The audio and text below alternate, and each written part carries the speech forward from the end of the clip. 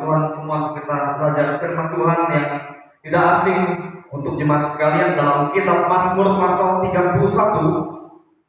Mazmur pasal 31 ayat yang pertama sampai ayat yang ke-25. Saya ingin mengajak jemaat semua untuk kita bacakan firman Tuhan ini secara responsorial. Mazmur pasal 31 ayat 1 sampai ayat yang ke-25. Saya akan bacakan ayat-ayat yang ganjil. Bapak Ibu Saudara bacakan ayat-ayat yang genap. Kalau sudah menemukan Mazmur pasal 31 ayat 1 sampai ayat yang ke-25, silakan jemaat Tuhan katakan amin. Judul dari kebenaran firman Tuhan ini, aman dalam tangan Tuhan. Untuk pemimpin biduan, Mazmur Daud.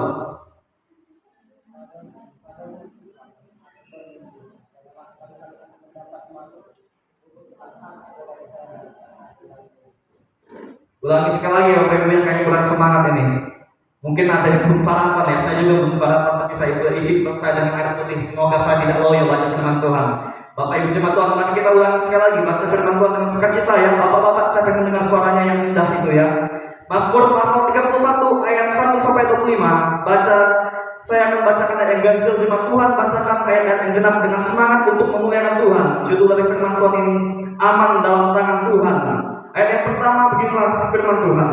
Untuk pemimpin biduan, Mazmur Daud. Padamu Tuhan aku berlindung. Janganlah sekali-kali aku mendapat malu celakakan oleh karena keadilan-Mu. Sentengkanlah telingamu kepadaku, bersegeralah melepaskan aku. Jadilah bagiku gunung batu tempat perlindungan, kubu pertahanan untuk menyelamatkan aku. Sebab Engkau bukit batuku dan pertahanan. Dan oleh karena namamu Engkau akan melindungi dan melindungi aku. Engkau akan mengeluarkan aku dari jaring yang dipasang orang terhadap aku, sebab Engkaulah tempat perlindunganku. Dengan tangan Engkau selamatkan aku. Engkau membebaskan aku. Engkau benci kepada orang-orang yang memuja berhala yang sia-sia, tetapi aku percaya kepada Tuhan.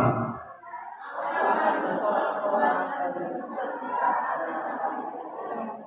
Sebab Engkau telah mengizinkan aku, telah memperhatikan kesusahanku. Dan tidak menyerahkan aku ke tangan musuh, tetapi menegakkan kakiku di tempat yang lapang. Kasihanilah aku ya Tuhan, sebab aku merasa sesak, karena sakit hati menyediakan. Sebab hidupku habis dalam duka, dan tahun-tahun umurku dalam keluh kesah. Kekuatanku merosot karena sengsaraku, dan tulang-tulangku menjadi lemah.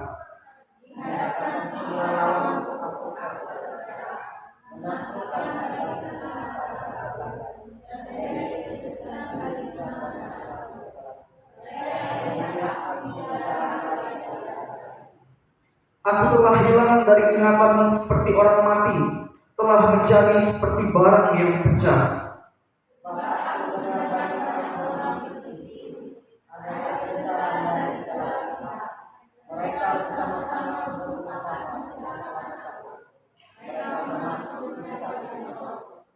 Tetapi aku, kepadamu aku percaya ya Tuhan. Aku berkata, Engkaulah Allahku. Masa hidupku ada dalam tangan-Mu, lepaskanlah aku dari tangan musuh, dan Allah yang mulia.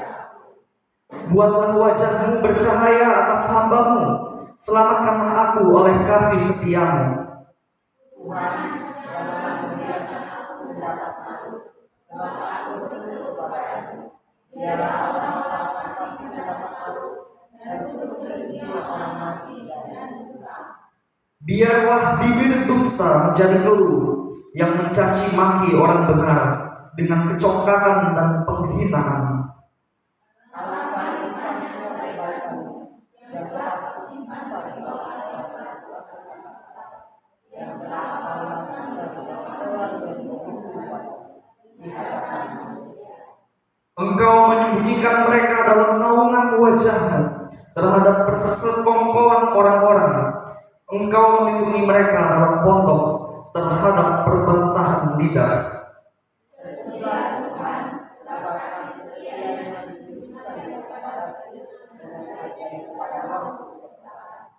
Aku menyangka dalam kebingunganku, aku telah terbuang dari hadapan matamu, tetapi sesungguhnya engkau mendengarkan suara permohonanku ketika aku berteriak kepadamu minta tolong.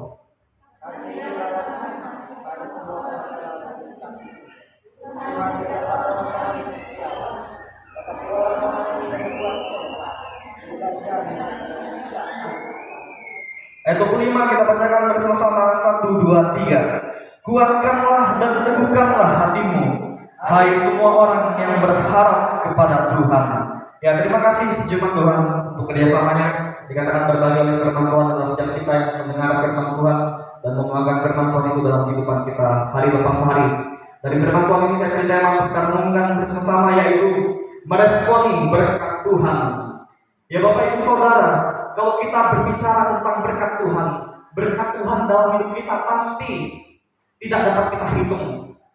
Berkat Tuhan itu bermacam-macam rupanya. Dapat berupa kesehatan, rezeki, keselamatan, dan kesehatan, hidup yang damai sejahtera, hidup yang bahagia, hidup yang selalu aman, terhindar dari musibah, terhindar dari kecelakaan maut, terhindar dari malapetaka dan hal-hal buruk. Bapak Ibu Saudara, sangat bermacam-macam bentuk berkat Tuhan dalam hidup kita. Dan hari ini saya ingin kita belajar bagaimanakah seorang Raja Daud ketika dia menyatakan ucapan syukur kepada Tuhan karena dia mengalami pertolongan Tuhan yang sangat ajaib dan nyata dalam kehidupannya, yang dia nyatakan lewat kebenaran firman Tuhan ini. Bapak Ibu Saudara, Raja Daud dalam kehidupannya secara pribadi, dia tidak terlepas dari berbagai mara bahaya dan bahkan nyawanya terancam, Bapak Ibu Saudara, karena banyak musuh-musuh Raja Daud yang ingin membunuh, yang ingin mencabut nyawa dari Raja Daud. Dan Raja Daud pun mengalami penghinaan, dia pun pernah mengalami rasa sakit hati, dilukai hatinya, tidak dihargai oleh orang-orang yang membenci dia, yang ingin menjatuhkan dia. Tetapi Daud dia memilih untuk datang kepada Tuhan, meminta pembelaan Tuhan, meminta pertolongan Tuhan, Bapak Ibu Saudara. Karena Daud menyadari bahwa dia manusia yang sangat lemah dan dia manusia yang sangat terbatas. Dia sungguhnya gampang rapuh perasaan hatinya, gampang putus asa ketika dia mengalami hal-hal yang menekan jiwanya, yang menyakiti hatinya, bahkan ketakutan oleh karena nyawanya terancam dari musuh-musuhnya yang ingin membunuh dia, Bapak Ibu Saudara. Tetapi Daud merasakan bahwa ketika dia datang kepada Tuhan, Bapak Ibu Saudara, dia mengalami pertolongan Tuhan, dia mengalami kasih setia Tuhan karena Tuhan berkenan mendengarkan permohonannya. Tuhan berkenan untuk memulihkan hati dan jiwanya.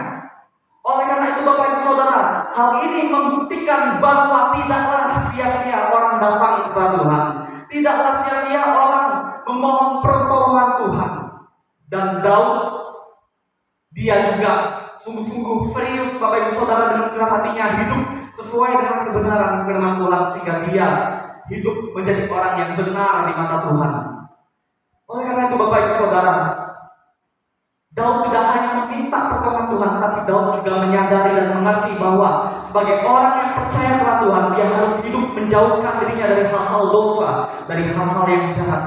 Daud mengatakan bahwa dirinya menjauhkan dirinya dari penyembahan berhala yang sia-sia, Bapak Ibu Saudara.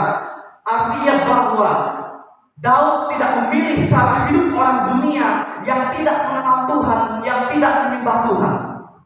Dan ini menjadi contoh dan teladan buat Bapak Ibu Saudara dan saya, bahwa kita sebagai orang Kristen dalam hidup ini janganlah kita kompromi dengan hal-hal di luar sana yang bukan Tuhan Yesus, yang tidak seharusnya kita sembah.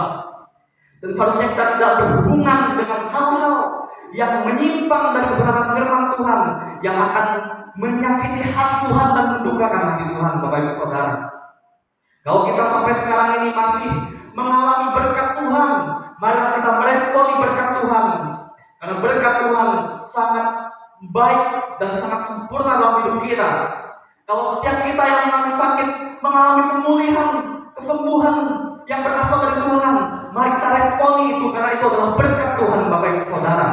Ketika kita mengalami masalah, tetapi ada jalan keluar yang melepaskan kita dari masalah itu, jalan keluar itu juga adalah berkat Tuhan, Bapak Ibu Saudara, yang harus kita mengerti dan kita harus meresponinya. Dengan cara apakah kita meresponi berkat Tuhan itu? Seperti Daud meresponi berkat Tuhan. Dia menyadari bahwa pertolongan Tuhan adalah bukti kasih setia Tuhan yang telah memberkati kehidupannya. Dan saya mau bagikan kepada Bapak Ibu Saudara, bagaimana kita meresponi berkat Tuhan itu dalam kehidupan kita. Mari kita terima poin yang pertama, Bapak Ibu Saudara, yaitu kita perlu mengasihi Tuhan dalam ayat 24a. Bapak Ibu Saudara, sampai sejauh manakah kasih Bapak Ibu Saudara kepada Tuhan? Sampai sedalam manakah hati Bapak Ibu Saudara mengasihi Tuhan? Bapak Ibu Saudara, Tuhan memberkati hidup kita, itu adalah bukti cinta kasih Tuhan kepada kita, Bapak Ibu Saudara. Dan kita harus respon itu dengan mengasihi Tuhan lebih dalam lagi, lebih sungguh-sungguh lagi, lebih dan lebih lagi, Bapak Ibu Saudara. Mengasihi Tuhan menjadi bagian yang terindah yang harus kita selalu pertahankan dan harus kita tingkatkan dalam hidup kita, Bapak Ibu. Janganlah sampai kita meninggalkan kasih kepada Tuhan atau kita melupakan Tuhan, Bapak Ibu Saudara. Kalau kita sampai melupakan Tuhan, kalau kita sampai mengabaikan Tuhan, dan kalau kita sampai menganggap bahwa hubungan dengan Tuhan itu adalah hal yang dianggap rendah atau disepelekan, bahkan seperti yang dikatakan oleh Bapak Pendeta Yohanes Misa pada khotbah minggu yang lalu, bertepatan dengan sakramen perjamuan kudus, kita mengabaikan waktu untuk Tuhan. Apakah itu disebut dengan mengasihi Tuhan? Sungguhnya itu bukan mengasihi Tuhan, Bapak Ibu Saudara. Kita perlu tingkatkan hubungan yang semakin dekat lagi dengan Tuhan, Bapak Ibu, sebagai bukti kita mengasihi Tuhan. Meresponi kebaikan Tuhan, meresponi pertolongan Tuhan, meresponi semua yang Tuhan sudah berikan dalam kehidupan kita lewat kesehatan, lewat rezeki dari segala usaha kerja kita berhasil dapatkan. Itu berkat Tuhan yang harus kita responi, dan kita perlu meresponinya dengan mengasihi Tuhan lebih lagi, Bapak Ibu Saudara, dengan segenap hati kita dan dengan ketulusan. Mari kita meresponi kebaikan berkat Tuhan dalam hidup kita dengan mengasihi Tuhan lebih sungguh-sungguh lagi, Bapak Ibu. Dalam ayat 24 ayat yang saya bagikan, kita perlu tingkatkan dan kita perlu pertahankan untuk sikap hati yang terus-menerus mengasihi Tuhan dalam hidup kita setiap waktu seumur hidup kita. Itu poin yang pertama, Bapak Ibu. Poin yang kedua saya mau bagikan kepada Bapak Ibu Saudara, yaitu menjadi pribadi yang setiawan dalam ayat 24b. Ayat 24b ini mengajarkan, Bapak Ibu, karena Daud melakukannya sehingga dia sungguh-sungguh meresponi berkat Tuhan. Dia menjadi pribadi yang setiawan. Kata setia, Bapak Ibu, adalah sesuatu yang perlu kita wujud nyatakan, Bapak Ibu, yang harus kita terus tingkatkan dalam hidup ini sebagai anak-anak Tuhan yang sudah diberkati oleh Tuhan dan yang sudah diselamatkan oleh Tuhan. Kita perlu mempertahankan dan mewujudkan kesetiaan kepada Tuhan. Dan biarlah kesetiaan kita kepada Tuhan tidak tergantikan dengan hal apapun yang bersifat sementara yang ditawarkan oleh dunia, sekalipun yang ditawarkan oleh dunia itu kelihatannya nikmat dan itu membuat kita nyaman, Bapak Ibu. Tetapi itu berbahaya juga ketika kenyamanan dan kenikmatan yang dunia berikan ternyata bisa membuat kita melupakan Tuhan. Itu yang saya katakan bahaya, Bapak Ibu. Makanya Bapak Ibu Saudara, mari kita pertahankan untuk setia kepada Tuhan, setia mengasihi Tuhan, setia beribadah kepada Tuhan, setia untuk melayani Tuhan, setia untuk melakukan hal-hal yang baik, yang benar, yang menyukakan, menyenangkan hati Tuhan dalam hidup ini, dan menjauhi hal-hal yang jahat di mata Tuhan. Bukan bersandar kepada pengertian diri kita sendiri, Bapak Ibu Saudara. Pengertian diri manusia, logika manusia, terkadang membuat manusia menganggap bahwa apa yang dia lakukan, kalau itu baik menurut dia, dia terkadang gampang untuk mengabaikan Tuhan.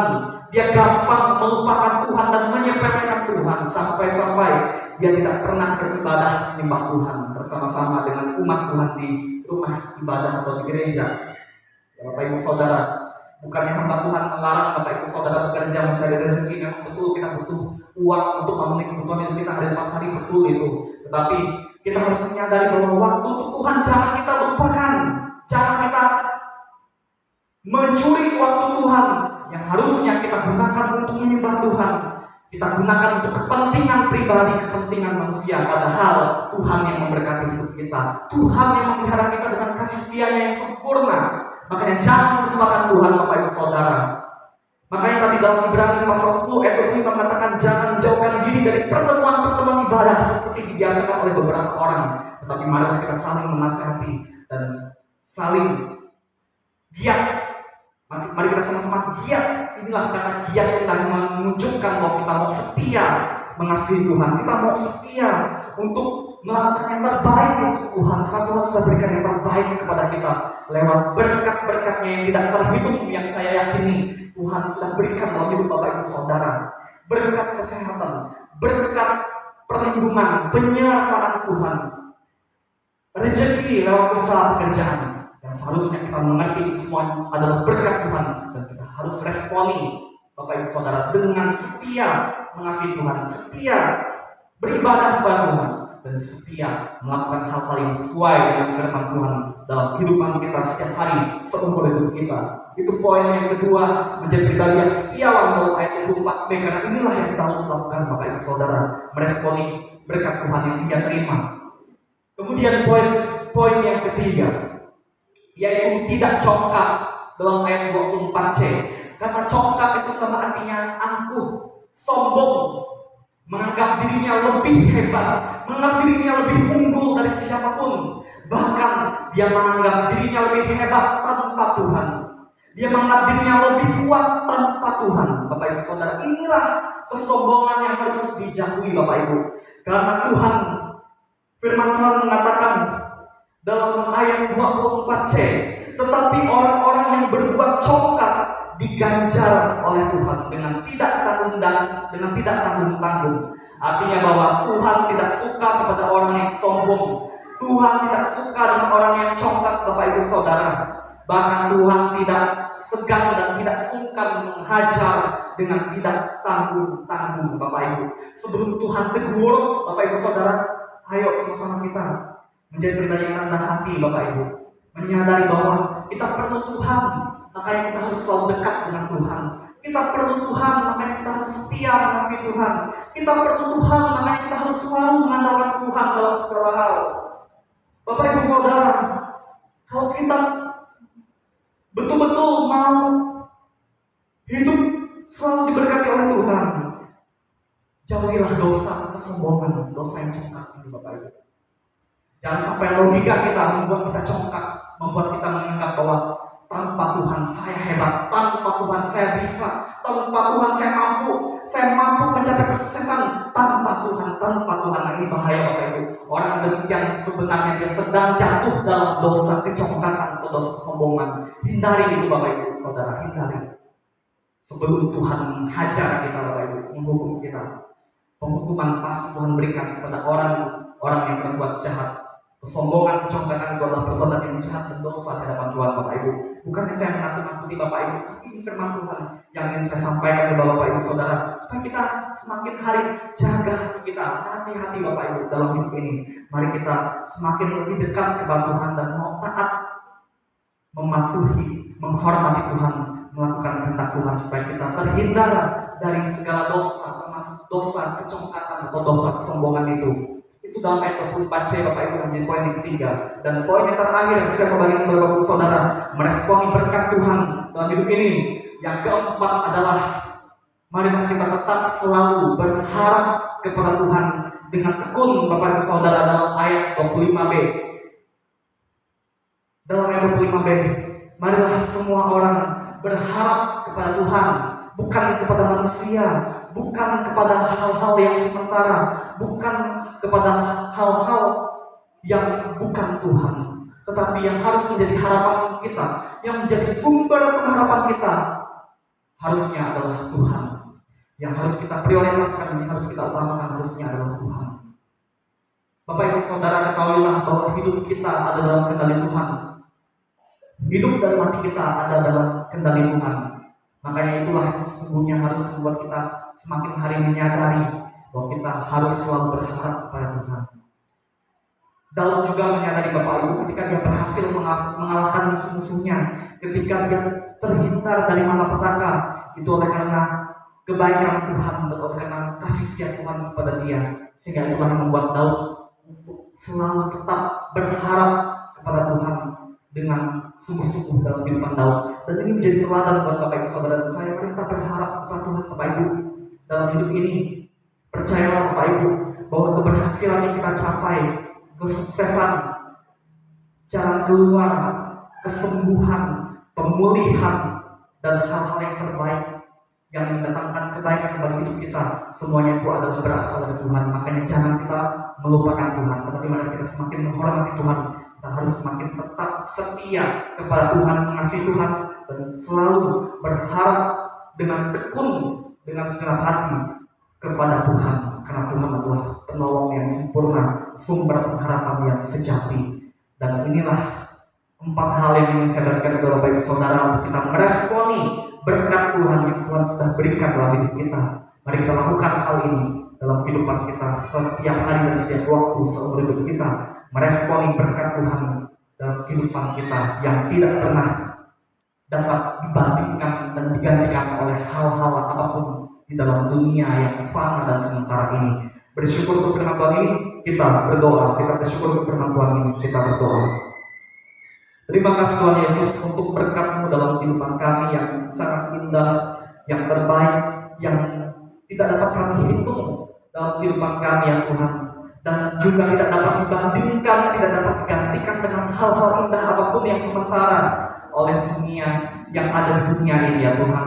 Oleh karena itu Tuhan Yesus, lewat dalam firman-Mu ini kami dinasihatkan untuk mengingat kebaikan Tuhan, mengingat bahwa Tuhan sudah memberkati kami, maka kami harus meresponi berkat Tuhan dalam kehidupan kami dengan melakukan segala hal yang Tuhan mau, yang Tuhan kehendaki untuk kami lakukan dengan tekun dalam kehidupan kami setiap hari seumur hidup kami ya Tuhan.